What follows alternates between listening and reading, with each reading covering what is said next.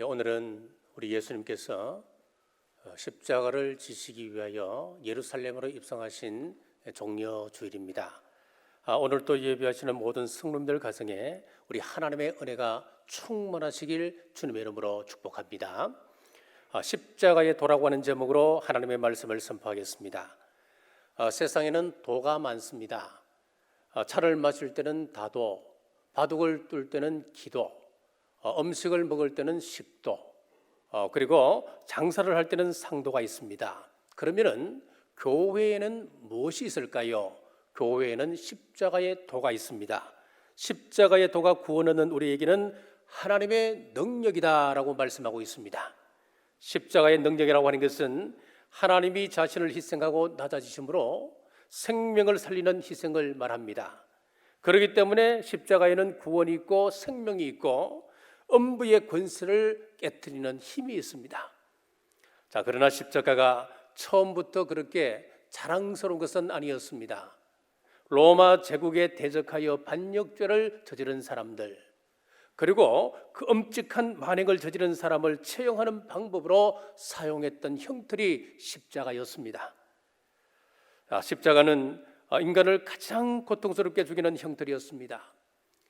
발에 그리고 양손에 대못을 박아 공중에 매달아서 탈수증에 걸려서 지쳐 죽게 하는 것이었습니다. 목숨이 긴 사람은 일주일 아니면 2주일까지도 목숨이 십자가 위에서 붙어 있었다고 합니다. 그것도 부족해서 덜깨나 성령이 때가 와서 십자가에 달려있는 살아있는 사람의 살을 파먹기 시작합니다. 이렇게 잔인하고 치가 떨리는 것이 십자가 형틀이었습니다.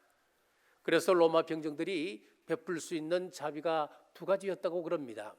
하나는 쓸개를 탄 포도주를 죄수의 입에 머금게 해줌으로써 그것이 마취제가 되어서 조금이라도 고통을 감해주는 것이었고, 또 하나는 창으로 옆구리를 찔러 피를 전부 솟게 하여 빨리 죽게 만드는 것이었습니다.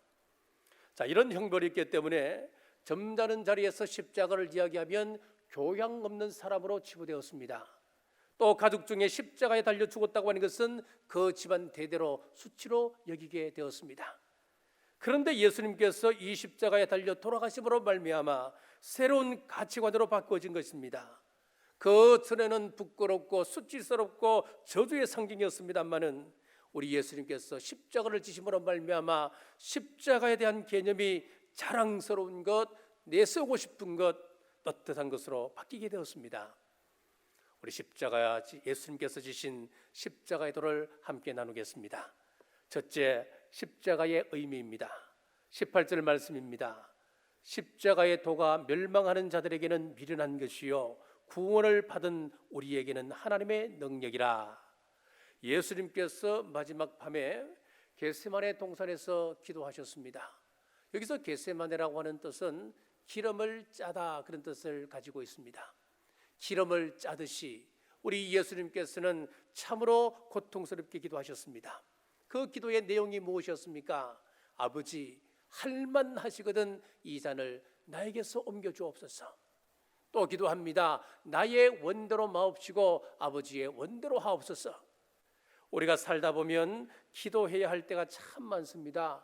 결혼 대상자를 선택할 때에, 직장을 구할 때, 사업을 시작할 때, 자녀의 문제, 가정의 문제, 오만 가지 문제, 우리 하나님의 뜻을 물어볼 때가 있습니다. 예수님께서 아버지의 뜻을 물을 때에 하늘에서 들려오는 응답이 있습니다. 십자가를 져야 한다고 하는 것입니다. 십자가 외에는 인류의 문제를 해결할 방법이 없기 때문에 그렇습니다. 십자가의 과정을 보십시오. 온 밤을 지새워 하나님의 뜻을 찾고 응답을 받았습니다. 이어서 유다와 빌라도의 군병들과 제사장 무리들에게 붙잡히셨습니다. 그리고 빌라도 법정에서 재판을 받습니다. 여기서 붙잡힌다라고 하는 의미는 우리의 자유를 제한받는다, 그런 의미가 있습니다. 우리가 살다 보면 자유를 제한받을 때가 참 많습니다. 자매들은 시집가면 시어머니에게 제한받습니다. 남편에게 제한받습니다. 아이를 한두 명 낳고 보면 제한받는 일들이 너무너무 많아집니다. 남자들도 마찬가지입니다. 사회생활 하면서 하고 싶은 말 다 못합니다. 제한받고 삽니다. 화라도 내고 싶은데, 멋 좀 부리고 살고 싶은데, 가족을 부양하려면 우리는 스스로 제한 속에 빠져듭니다. 마찬가지로 십자가의 길에도 제한하는 것이 있습니다. 내 마음대로 활동할 수가 없습니다. 하고 싶은 말 다 하지 못하는 것입니다. 예수님도 꽁꽁 묶여서 소리 한번 제대로 지르지 못하신 채 빌라도 법정에서 재판을 받으셨습니다. 다시 대제사장 가야바에게 가서 종교 재판을 받으셨습니다. 대개 갈등이 일어나면 서로 상대방을 흠집내기 시작합니다. 자신의 결점이나 심일수를 감추고 상대방의 잘못을 극대화시켜야 되기 때문에, 또 그것을 증명하기 위해서 혈기를 내며 우리는 싸웁니다. 그러나 예수님은 침묵하셨습니다.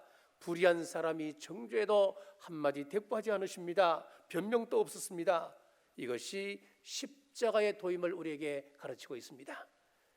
오늘 이 시대는 많은 사람들이, 특히 믿는 사람들 가운데도 양극화 현상이 또렷해집니다. 22절에서 24절입니다. 유대인은 표적을 구하고 헬라인은 지혜를 찾으나 우리는 십자가에 못 박힌 그리스도를 전하니 유대인에게는 거리끼는 것이요 이방인에게는 미련한 것이로되 오직 부르심을 받은 자들에게는 유대인이나 헬라인이나 그리스도는 하나님의 능력이요 하나님의 지혜니라. 어떤 사람들은 표적을 굉장히 중요하게 생각합니다. 예수님을 믿고 이런 기적을 체험했다. 내가 기도했더니만 병고침을 받았다. 다른 사람이 듣지 못하는 귀한 음성을 들었고 다른 사람이 보지 못하는 엄청난 환상을 보게 되었다. 참 귀한 일이지요. 그러나 우리에게만 이런 기적이 있는 것은 아닙니다. 불교에서 돌을 닦는 사람들이나 아니면 단 초월 명성이나 하는 사람들, 이런 사람들에게도 병 고치는 일이 굉장히 많습니다. 표적으로 말한다면 기독교만의 고유성을 이야기할 수가 없습니다. 또 어떤 사람은 지혜를 구합니다.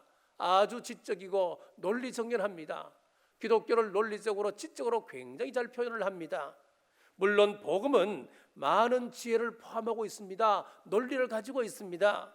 이런 지혜나 논리가 복음의 정체는 아닌 겁니다. 지혜를 말하자면 우리 기독교뿐이겠습니까? 불교에도 심오한 철학이 있습니다. 유교는 또 어떻습니까?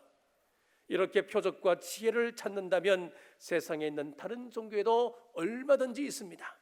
그렇다면 우리 기독교는 무엇으로 특징 지을 수 있겠습니까?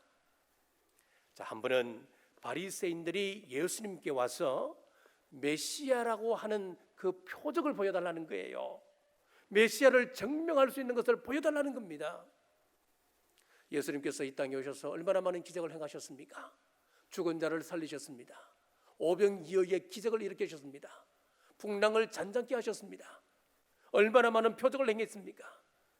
그때 예수님께서 이 질문을 받으시고 아니 무슨 소리를 하느냐고, 내가 그 많은 기적을 베풀었지 않느냐, 표적을 보여주었지 않느냐, 그렇게 말씀하지 않으셨습니다.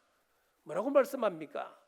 이 엄난하고 악한 세대가 표적을 구하나 내가 너희에게 보여줄 표적은 십자가밖에 없다, 우리 주님 말씀하셨습니다. 요나의 표적밖에 없다 그랬습니다. 요나의 표적이 무엇입니까? 요나가 물속이 뱃속에서 3일 들어갔다가 거기서 살아나왔지 않습니까? 이것은 예수님의 십자가 죽으심과 부활을 말씀하고 있습니다. 사람들에게 내가 하늘로부터 온 메시아라고 하는 사실을 증거할 수 있는 것은 이 십자가 표적밖에 없다 그랬습니다. 이 비밀을 발견했던 사도 바울처럼 유대인은 지혜를 구하고 표적을 구하고 헬라인들은 표적을 찾지만은, 지혜를 찾지만은, 나는 네 십자가에 달리신 예수님을 증거한다. 나는 네 십자가 사랑한다. 나도 그 십자가 지기 위하여 주님의 질투를 따르고 있다. 이 고백이 우리의 고백 되시길 주님의 이름으로 축복합니다. 둘째, 십자가는 살리는 힘이 있습니다. 이사야 53장 5절에 그가 징계를 받음으로 우리가 평화를 누리고 그가 채찍에 맞음으로 우리가 나음을 입었도다. 독사는 태어나자마자 독을 가지고 태어납니다. 아니 내가 왜 태어나면서부터 독을 가지고 태어나야 되느냐, 항변할 수가 없습니다. 태생이 독사이기 때문에 그는 독을 머금고 태어나는 겁니다. 마찬가지로 모든 인류는 죄를 가지고 태어납니다. 로마서 5장 12절입니다. 모든 사람이 죄를 지었으므로 사망이 모든 사람에게 이르렀느니라. 인간은 근본이 죄인이기 때문에 나는 죄 지은 기억도 없고 죄를 한 번도 짓지 않았는데 왜 나보고 죄인이라고 이야기하는가 항변할 수 없다고 하는 것입니다. 이 죄성을 가지고 태어나기 때문에 모든 인간은 죄인이기 때문에 심판을 받고 멸망받을 수밖에 없는 운명적인 존재라고 하는 것입니다. 하나님께서 원래 우리 인간을 영광스러운 존재로 창조하셨습니다. 에덴 동산에서 하나님과 인간이 함께 거닐며 다닐 때 신분상으로는 조물주와 창조주의 분명한 구분이 있었습니다만은 에덴 동산에서 하나님과 더불어 사는 영광스러운 존재였습니다. 그런데 죄가 들어와 인간은 오염됩니다. 이 영광을 잃어버리기 시작했습니다. 그래서 예수 그리스도께서 오신 것은 이 영광을 찾아주기 위해서 이 땅에 오셨습니다. 로마서 3장 23절에서 24절입니다. 모든 사람이 죄를 범하였음에 하나님의 영광에 이르지 못하더니 그리스도 예수 안에 있는 속량으로 말미암아 하나님의 은혜로 값없이 어렵다 하심을 얻은 자 되었느니라. 단순히 지옥 갈 사람, 그를 데리고 천당으로 인도하기 위함이 아니라 잃어버렸던 하나님의 영광을 회복시키기 위하여 신령하고 거룩한 존재로 변화시키기 위하여서 우리 예수님께서 희생 제물이 되셨다 그렇게 말씀하고 있는 겁니다. 희생 제물이 되셔서 어떤 일을 감당하셨습니까? 민수기 21장에 보면 이스라엘 백성들이 광야에서 참 어려운 일을 많이 겪게 됩니다. 힘들고 어려울 때마다 하나님을 향하여 원망 불평하기 시작했습니다. 그때 하나님은 불뱀을 풀어서 이스라엘 백성들을 심판합니다. 모세가 하나님 앞에 엎드려 중보기도 합니다. 하나님, 이 백성을 왜 광야에서 죽이려 하십니까? 이 백성을 살려주옵소서. 응답이 왔습니다. 구원의 길을 열어주셨습니다. 장대 끝에 구리뱀을 달아라. 그리고 그 장대를 모든 이스라엘 백성들이 볼 수 있는 진중앙에 높이 세워라. 그리고 뱀에 물린 자마다 장대 끝에 달려있는 구리뱀을 쳐다보면 살게 될 것이다. 자, 이것은 십자가에 대한 예표였습니다. 사도 바울은 예수님의 십자가 사건을 구약에 나오는 모세의 구리뱀 사건으로 말씀하셨습니다. 보았습니다. 요한복음 3장 14절입니다. 모세가 광야에서 뱀을 든 것 같이 인자도 들려야 하리니. 구리는 심판을 상징합니다. 그래서 번제단을 만드는 재료가 구리입니다. 내가 받아야 할 심판을 구리뱀 대신 예수님께서 대신 받기 위하여 십자가에 달리신 것입니다. 불뱀에 물린 사람들마다 구리뱀을 쳐다보면 뱀의 독성으로부터 자유로울 수 있었던 것처럼 예수 그리스도의 십자가를 바라보고 믿기만 하면 사탄의 독성으로부터 자유함을 누릴 수 있다 선포하고 있는 것입니다. 이런 전설이 내려오고 있습니다. 주 313년에 기독교를 공인했던 콘스탄틴 대제의 그 어머니 헬레나 여사가 있습니다. 이분이 예수님을 믿고 그 마음속에 깊은 소원이 하나 생겼습니다. 예수님께서 십자가에 달리셨던 골고다 언덕에 한번 가서 내가 경배하고 싶은 그런 마음이 있었습니다. 자, 그래서 수행원들을 데리고 이제 그 골고다 언덕길을 찾아갔습니다. 그런데 이 교도들이 예수님이 십자가에 치형된 그 흔적을 없애버리기 위해서 돌과 흙더미로 메워버리고 그 위에다 비너스상을 세워놓았습니다. 그래서 헬레나 여사가 수행원들을 지켜 비너스상을 치우고 흙더미를 치워보니 거기에 세 개의 십자가가 발견되었습니다. 그런데 이 세 개의 십자가 가운데 어느 것이 예수님의 십자가인지 구분할 수가 없었습니다. 마침 함께 갔던 사람들 가운데 환자가 여럿 있었습니다. 이 환자들에게 십자가에 손을 대게 했습니다. 첫째 십자가에 손을 댔더니 아무런 변화가 없었습니다.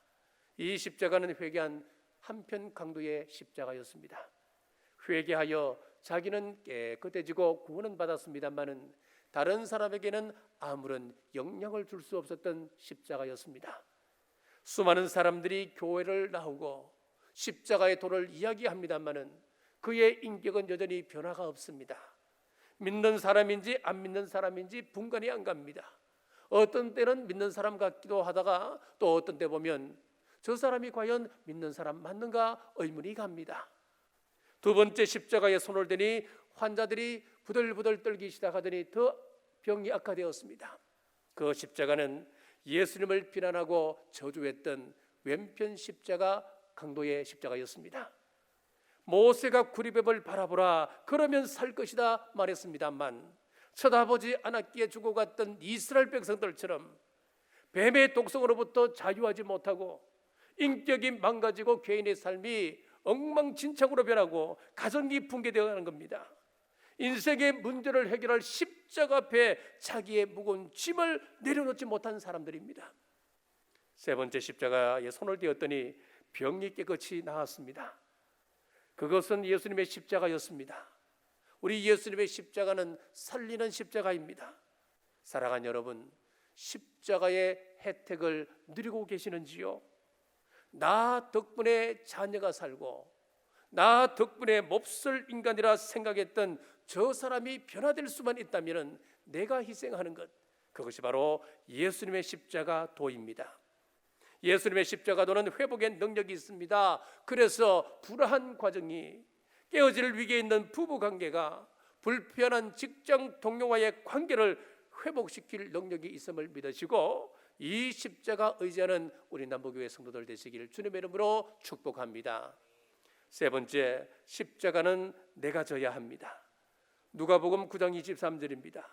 또 무리에게 이르시되 아무든지 나를 따라오려거든 자기를 부인하고 날마다 제 십자가를 지고 나를 따를 것이니라. 자, 우리 예수님께서 방금 읽었던 그 말씀에 보면은 내 십자가 너희들도 져라 그렇게 말씀하지 않으십니다. 예수님의 십자가는 예수님께서 지신 것입니다. 그런데 우리 주님께서 하시는 말씀은 자기 십자가가 있는데 그 자기 십자가는 자기가 져야 된다 말씀합니다. 예수님의 십자가에는 누가 돌아가셨습니까? 예수님께서 돌아가셨습니다. 그러면 내 십자가에는 누가 죽어야 합니까? 내가 죽어야 하는 것입니다. 어떤 분은 말합니다. 우리 시어머니가 내 십자가다. 우리 집에 굉장히 골치 아픈 아들이 있는데 그 아들이 나의 십자가다. 그런데 그 표현은 잘못된 표현입니다. 하나님이 내 십자가를 주실 때는 거기에 누구를 죽이기 위함입니까? 나를 죽이기 위함입니다. 그런데 왜 내 아들을 거기 못 박으려 하십니까? 주님이 죽으심으로 인류를 살리셨던 것처럼 말썽 많은 아이를 살리기 위해서는 내가 죽어야 합니다. 한없이 나약해 보이는 이 십자가는 표적을 구하는 사람들에게는 거리끼는 겁니다. 지혜를 구하는 자들에게는 미련한 것처럼 보이는 것입니다. 그러나 이것이 구원의 유일한 방법, 회복시키는 유일한 방법이었습니다. 아내가 지나치게 똑똑하고 남편 앞에서 잘난 체하면 그 가정은 서서히 무너집니다. 아버지가 너무 지혜롭고 똑똑해서 자녀의 실수나 자녀의 비행을 용납하지 못하면 그 가정은 살아남기 힘듭니다. 살지 못합니다. 우리 가정이 살 수 있는 비결은 십자가의 도밖에 없습니다. 내가 먼저 죽어야 합니다. 남편을 살리기 위해서 아내가 죽고, 아내를 살리기 위해서는 남편이 죽고, 자녀를 살리기 위해서는 부모가 희생되어야 하는 겁니다. 이것이 십자가의 도입니다. 요즘 우리나라는 청소년 문제가 심각합니다. 물론 60년대, 70년대도 청소년 문제가 있었습니다. 하지만 예전의 청소년들은 오늘날처럼 극악무도하지 않았습니다. 요즘은 청소년들이 범죄를 저질러 놓고도 너무너무 태연합니다. 옛날에 우리 어머니들은 대학을 많이 다니지 못했습니다. 유아 교육법이나 교육학을 배우지 못했습니다. 그러나 요즘 어머니들은 대부분 대학을 나왔고, 대학을 혹 못 나왔더라도 여러 경로를 통해서 교육학이나 그 방법론에 대해서 공부를 합니다. 아이를 이렇게 키워야 잘 키우는 것이다. 이렇게 키워야 건강해진다. 뭐 유대인의 천재 교육법, 뭐 여러 가지 다양한 교육법이 있습니다. 이렇게 좋은 교육을 받고 자녀를 그런 교육을 가지고 시켰는데 우리 청소년들은 점점 더 죽어가고 악해져 갑니다. 이유가 무엇일까요? 이 문제는 지식의 문제가 아니란 이야기입니다. 생명을 살리는 것은 십자가의 도이지 지혜나 권세나 힘이라는 것이 아니라는 겁니다. 표적이 아니라는 겁니다. 고린도후서 4장 10절에서 12절 보십시오. 우리가 항상 예수 죽인 것을 몸에 짊어지면 예수의 생명이 또한 우리 몸에 나타나게 하려 합니다. 우리 살아있는 자가 항상 예수를 위하여 죽음에 넘겨지면 예수의 생명이 또한 우리 죽을 육체에 나타나게 하려 함이라. 그런즉 사망은 우리 안에서 역사하고 생명은 너희 안에서 역사하느니라. 예수님 죽인 것을 우리 몸에 짊어진다라고 하는 이 말씀은 십자가를 지는 자기 희생을 이야기합니다. 여러분 능력 있게 살기를 원하십니까? 그렇다면 자기 십자가 지십시오. 내 십자가 내가 지고 선포하십시오. 나의 허물과 나의 죄악을 위해서 예수님께서 십자가를 지셨습니다. 그 십자가 나도 지겠습니다. 이 십자가 고백이 나올 때 우리의 죄악이 깨끗해집니다. 우리 속에 역사하던 사탄의 괴가 박살납니다. 악한 영들이 우리에게서 떠나갑니다. 우리는 사망의 공포에서 벗어날 수 있습니다. 이 능력의 십자가 내가지고 주님의 제자의 길을 오늘도 뚜벅뚜벅 한 걸음씩 걸어나가는 우리 남북의 모든 성도들 되시길 주님의 이름으로 축복합니다. 사랑하는 남북가족 여러분, 이 어려운 때 십자가의 도를 마음에 생기고 주님의 십자가 지고 자기 십자가 지고 주님의 뜻을 좇음으로 나를 통하여 우리 교회를 통하여 하나님의 나라를 확장시켜 나가시길 주님의 이름으로 축복합니다.